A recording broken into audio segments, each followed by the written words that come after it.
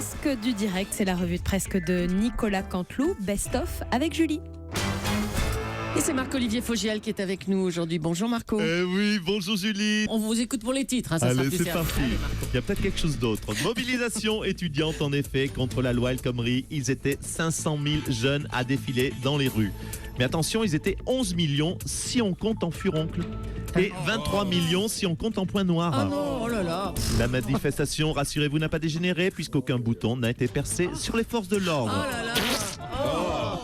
Le bruit. Merci les bruitages. Lieu de rencontre hier, tous les jeunes étaient donc dans la rue. C'est donc tout naturellement que l'évêque Barbarin en a profité pour flâner en ville. Oui. Renouveau de la presse écrite, Emmanuel Macron fait la une de l'Express. D'ailleurs, il fait tellement de une qu'il devrait sortir directement son propre magazine, ça irait plus vite. J'imagine ça. Macron Magazine, un journal réservé aux patrons avec en cadeau dans le premier numéro une fiche de licenciement à remplir soi-même et une vraie dent de syndicaliste arrachée.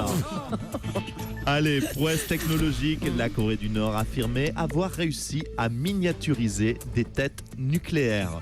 Contrairement à la presse française qui aura réussi, vous l'avez remarqué, à décupler la taille de la tête d'Emmanuel Macron. Depuis le temps que la presse répète que M. Macron est un surdoué, bon, c'est vrai aussi que quand on est au milieu de nuls, ça se voit encore plus, pas vrai Dania? Allez, disparition, on l'a dit hier, ça va intéresser Dani qui adore ça, la musique. Le 5e Beatles, on l'a dit, George Martin est mort. Ses derniers mots ont été « ras-le-bol Macron ». Ah bon. Oui, donc c'était George Martin Aubry. Michèle Alliot-Marie va-t-elle aussi se lancer dans la course pour la primaire de droite? La rumeur enfle. En tout cas, on va l'accueillir tout de suite. Bonjour, Madame Alliot-Marie. Oui, bonjour, Madame Julie. Il y avait longtemps. Hein, Monsieur Cohn-Bendit, que je ne croise pas si souvent que cela.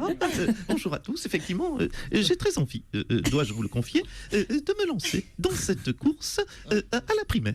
Car je pense que cela ferait du bien, un petit peu de sang neuf, un petit peu de renouveau. De renouveau. Vous êtes dans la vie politique depuis 40 ans quand même. Hein. Mais écoutez, je vous en prie, Madame Julie, mesurez vos propos. Vous pourriez être ma mère. Oh, mais ça va pas, non. Grand-mère.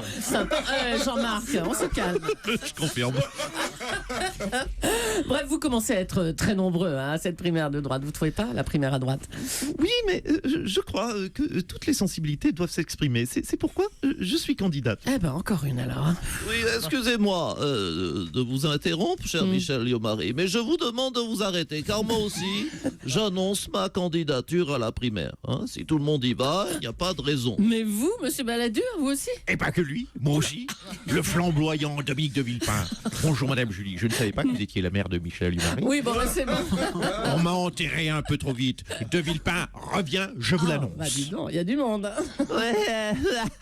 Et moi aussi, Philippe de Villiers de Saint-Ignon, je dépose ma candidature au pied du grand hôtel républicain. Écoutez, alors, ma chère Julie, si tout le monde peut se présenter à cette première à ce moment-là, j'y vais aussi. Nelson Montfort. Alors, il y a plus Écoutez, c'est personne, Jean-Pierre là, Foucault. Eh bien, si on peut tous y aller, moi aussi j'y vais. Rendez-vous donc pour qui veut gagner la primaire. Ça promet. Il y a du monde. Hein.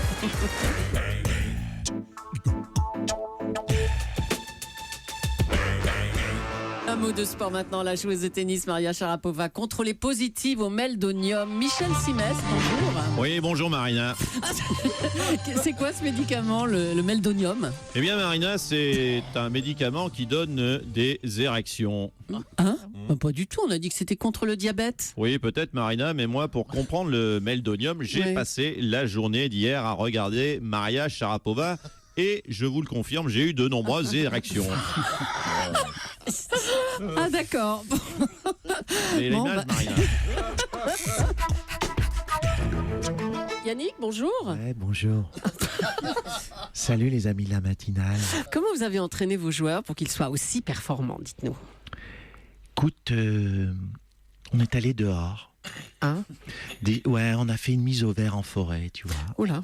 En communion avec Mère Nature, qui quand même, faut pas l'oublier, nous a donné les arbres et les petits lapins. On a fait, tu vois, avec les joueurs, une ronde. Une grande ronde autour d'un baobab pour essayer de s'énergiser entre amis. Oh là là. Parce que les amis, les joueurs sont des amis. Il y a cette notion de partage avec les joueurs quand ils sont tes amis. Après, on a dit bien sûr merci au baobab, merci à la forêt, bisous au soleil, au petit lapin. Et j'aimerais ne pas oublier quelqu'un. Quoi? C'est le quinoa. J'aimerais te dire, quinoa, si tu nous écoutes, c'est vrai que t'es dégueulasse à bouffer, mais on t'aime quand même. Oui, ok. Par rapport à tout ce que tu nous fais partager dans nos Bon, cellules, dans notre corps. Yannick, la préparation mentale, c'est une chose, mais en tennis, dites-nous. Non, mais le tennis, tout ça, la technique, c'est pas trop mon truc, tu vois. Ah bon, Moi, d'accord. Non, je l'aurais surtout aux joueurs appris à jouer pieds nus, tu vois, en symbiose, en partage avec les éléments. Ça, c'est des trucs essentiels, savoir faire un câlin à sa raquette, communiquer avec la balle, lui dire, toi, la balle, t'es mon ami, il y a du partage. Et lui faire un bisou. Bon, le truc, c'est juste, techniquement, c'est vrai que faut juste éviter le bisou sur les services de Djokovic à 230 km/h. Sinon, c'est vrai qu'au revoir les dents, quoi. C'est comme ça, tu vois, que j'ai avalé ma dent du milieu, d'ailleurs. Et puis, on en vient à la télévision, l'actu télé. Bertrand Chameroy quitte l'équipe de Touche pas à mon poste de Cyril Hanouna suite à des rumeurs faisant de lui une taupe. C'est lui qui a parlé des conditions de travail de l'équipe aux journalistes. On va faire le point sur ces rumeurs avec un autre chroniqueur de la bande, Jean-Luc Lemoyne. Salut mes chéris, bienvenue dans Touche pas à mon poste. Vous êtes fidèles et ça nous touche tous les jours, vraiment. Et il se disent beaucoup de choses en ce moment. Vous savez, sur Touche pas à mon poste, il y a beaucoup de rumeurs qui courent. Et c'est Jean-Luc Lemoyne qui s'y colle. Mon Jean-Luc qui va nous dire, qui va vous raconter toutes les coulisses de ce qui se passe. Parce que vraiment, il y a des contre-vérités, il y a des choses vraies aussi. Il faut le dire, il y a des choses vraies qui sont dites. Mais Jean-Luc, lui, va faire le tri et va nous dire la vérité. Hein, mon Jean-Luc? Et oui Cyril, et nous en parler en particulier du départ précipité de Bertrand Chameroy et de votre caractère Cyril, qui selon les rumeurs serait un caractère de dictateur sanguinaire, à tel point que François Hollande lui-même serait sur le point de vous remettre la Légion d'honneur comme un prince saoudien. Alors, ces rumeurs auraient été colportées par Bertrand Chameroy, c'est ça? Écoutez, cela me surprendrait énormément, car Bertrand, tout le monde le sait dans l'équipe, est un type adorable. En tout cas, dans la bande, tout le monde est très ennuyé par ce départ. Notamment mon ami Gilles Verdez, n'est-ce pas Gilles? Moi, je dis que c'est dégueulasse d'avoir balancé comme ça sur Cyril. Parce que Cyril, c'est un mec formidable. Hein, c'est lui qui m'a sauvé de Pôle emploi. Personne voulait de moi. Sans lui, j'habiterais sous un pont. J'ai pas honte de le dire. Oui Gilles, calme-toi, on sait que tu adores Cyril. C'est un mec formidable. Hein, c'est pas comme l'autre connard de Chavannes ou Frédéric Lopez ou comme la grosse Boccolini. Et Audrey Pulvar, je te le dis, Audrey Pulvar, si tu me regardes, pétasse. Oui, n'écoutez pas Gilles au premier degré, car Gilles est atteint du syndrome Gilles Verdez de la Tourette. Il insulte le PAF en permanence et sans se contrôler. Eh bien, moi, je vais vous dire une vérité. À Top Chef, c'est des enculés. Gilles, calme-toi et prends tes pilules. Moi, j'adore Cyril et j'ai jamais pu encadrer Bernard Pivot et son copain Cavada, Jean-Marie Cavada. Mais c'est un connard. Et le petit conservatoire de Mireille. Mais c'est une ordure, la petite Mireille. Hein, et Ève Ruggieri, j'en parle même pas. Et Zitrone, je t'emmerde. J'adore. Merci Gilles, merci Jean-Luc.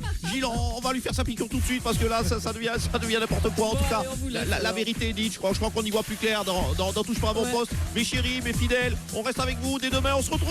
Allez, on vous laisse. Merci beaucoup.